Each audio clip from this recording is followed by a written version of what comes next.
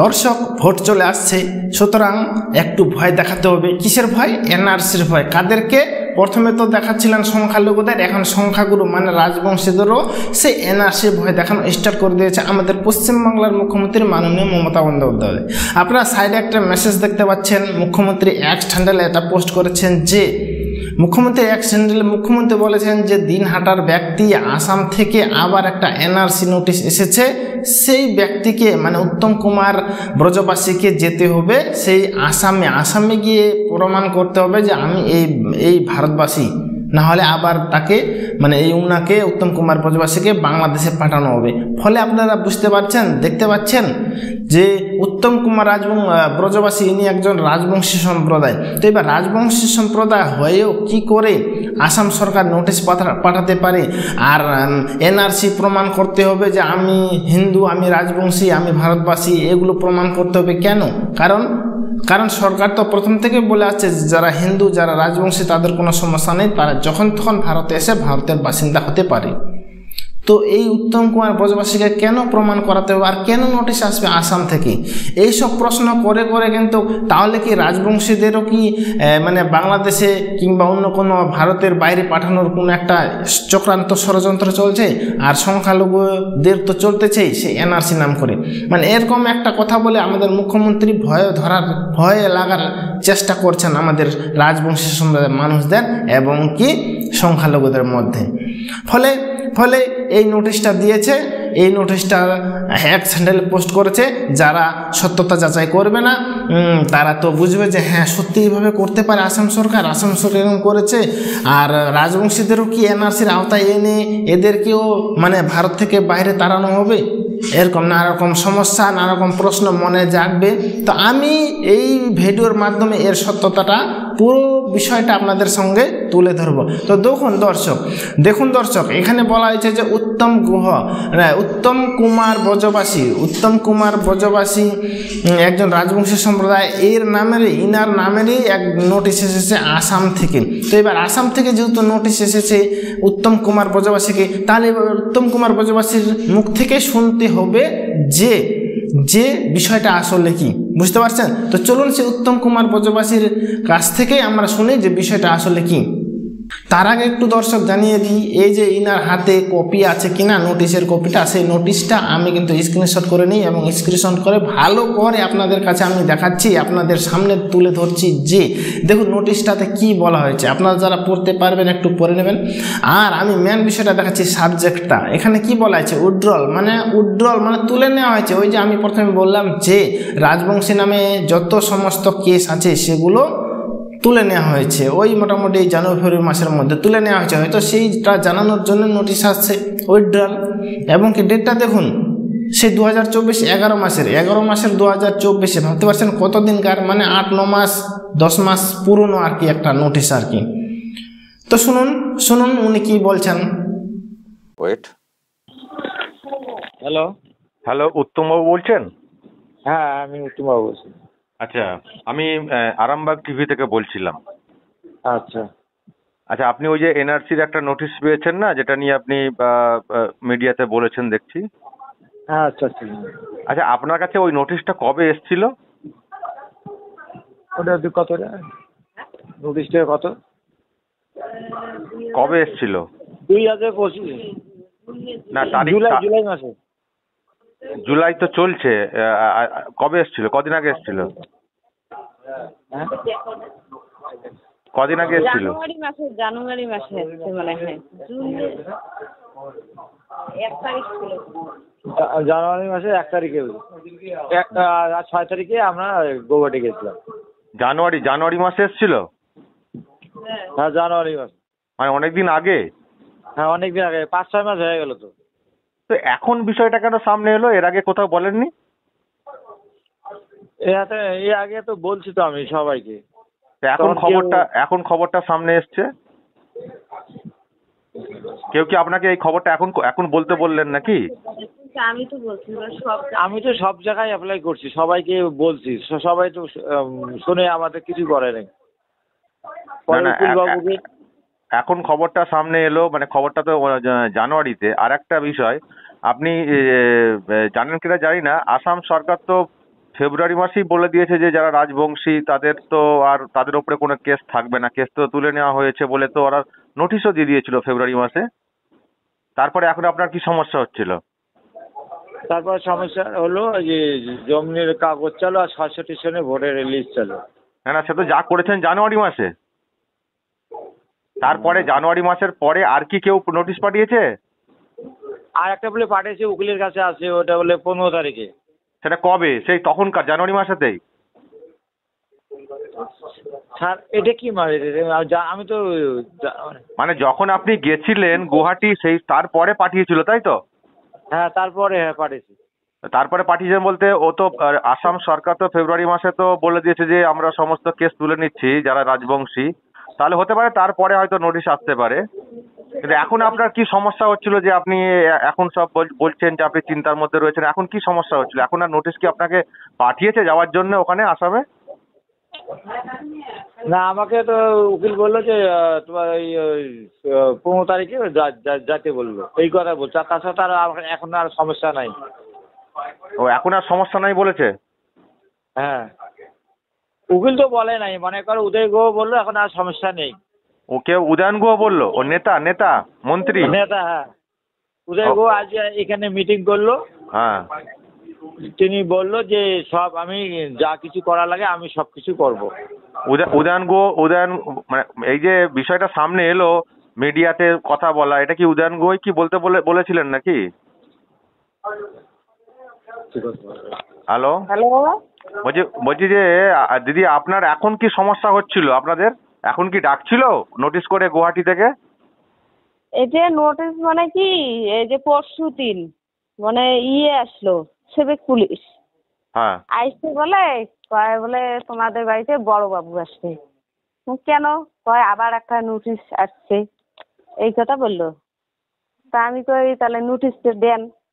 কয় কি না, ও মানে বড় বাবু বলে নিজে আসবে। আচ্ছা, হ্যাঁ এইভাবেই বললো। তো বড়বাবু কি নোটিশ বড়বাবু কি নোটিশ দিলেন এসে?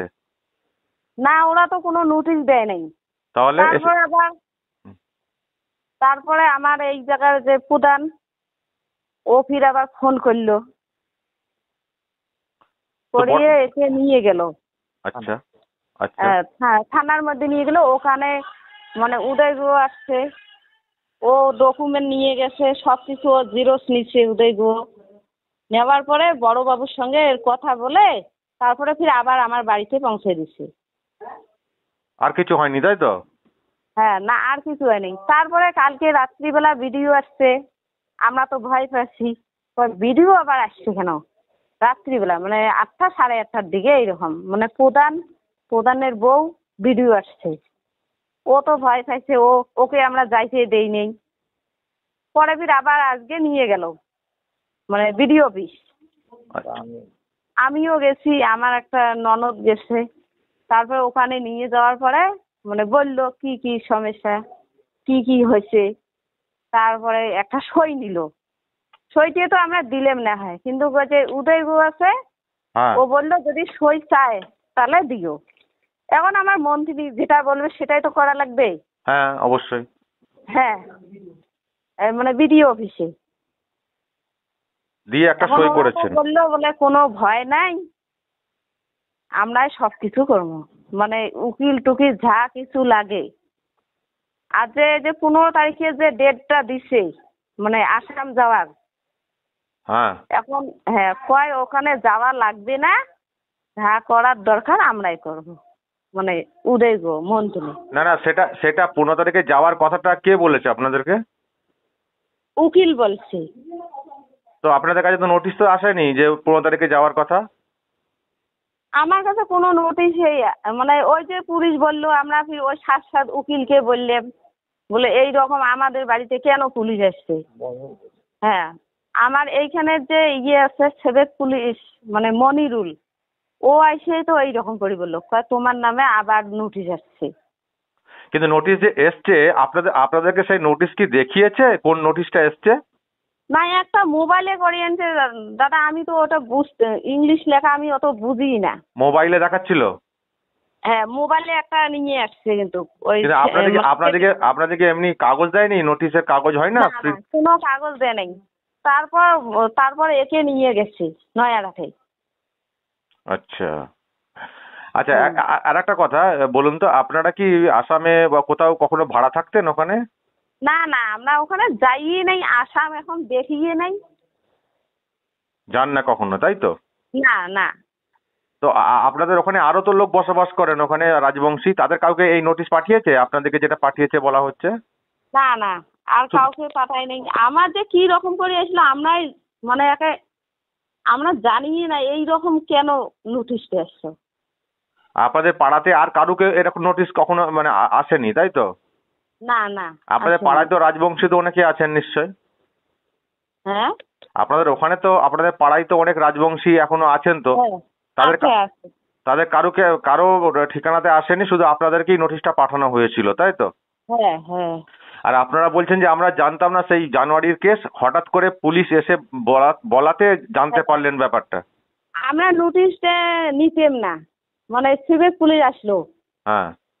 এর নাম হচ্ছে উত্তম ব্রজবাসী। হ্যাঁ। ওখানে দিছে আবার কি উত্তম কুমের ব্রজবাসী। আচ্ছা। আর এর সই ওই সই এক কোনোদিনও হয় না। আমরা বললাম, তারপরে সিভিক পুলিশ বললো যদি তোরা না নিস তাহলে তোদের কিন্তু তুলে নিয়ে যাবে। কে তুলে নিয়ে যাবে? এখন কে তুলে নিয়ে যাবে? পুলিশে বলেছে। আচ্ছা আচ্ছা, ভয় দেখেছে যে এই নোটিশটা যদি না নিস তাহলে, এই নোটিশ যদি না নিস তাহলে তুলে নিয়ে যাবে, তাই তো? হ্যাঁ, ও তো ভয় পায়, তো তারপরে নোটিশটা নিছে। ও, তার মানে ওই নোটিশটা মনে হচ্ছে আপনাদের জন্য নয়, বা মানে সই মিলছে না, তাই তো? লেখার মিলছে না। সই তো মিলছেই না। আমার গার্জিয়ানের ওই সই ওই নামেই না, মনে করো কুমেল টাইটেল আমরা লেখিয়ে না। ধন্যবাদ। তো দর্শক শুনলেন, পুরোটাই শুনলেন। তো এতে আপনারা কিছু বুঝতে পারছেন কি?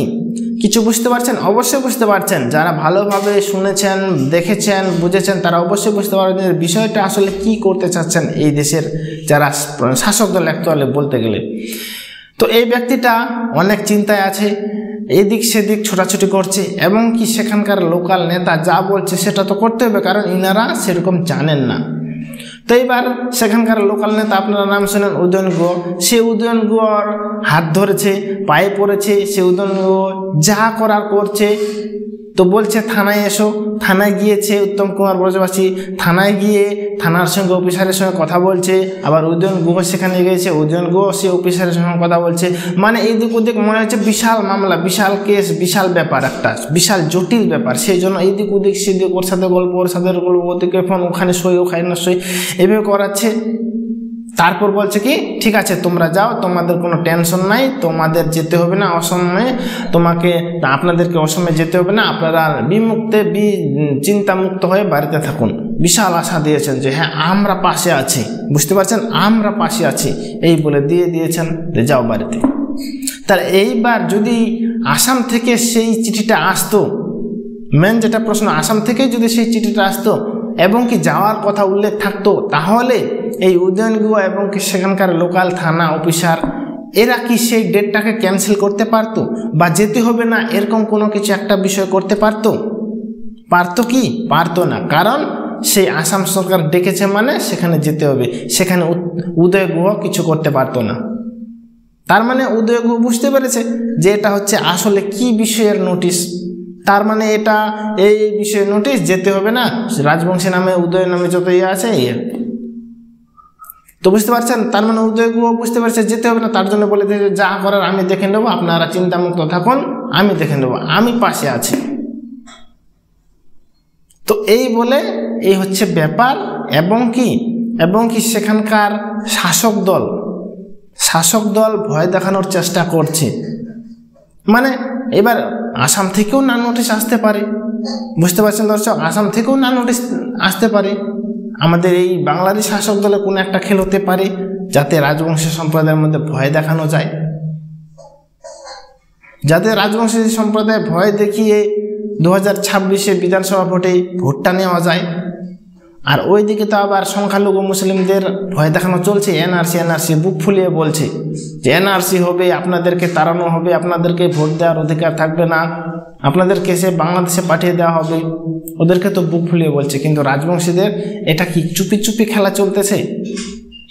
দর্শক, এই হচ্ছে ব্যাপার, ফুল বিষয়টা আপনাদের সঙ্গে আপনাদের সামনে তুলে ধরলাম। আপনাদের মতামত অবশ্যই কমেন্ট বক্সে জানাবেন। আর যদি ভিডিওটা ভালো লাগে তাহলে আমার ভিডিওকে লাইক কমেন্ট শেয়ার করে অবশ্যই সাবস্ক্রাইব করুন। ঠিক আছে দর্শক, দেখা হচ্ছে পরে ভিডিওতে, ততক্ষণে ভালো থাকবেন, সুস্থ থাকবেন, ধন্যবাদ।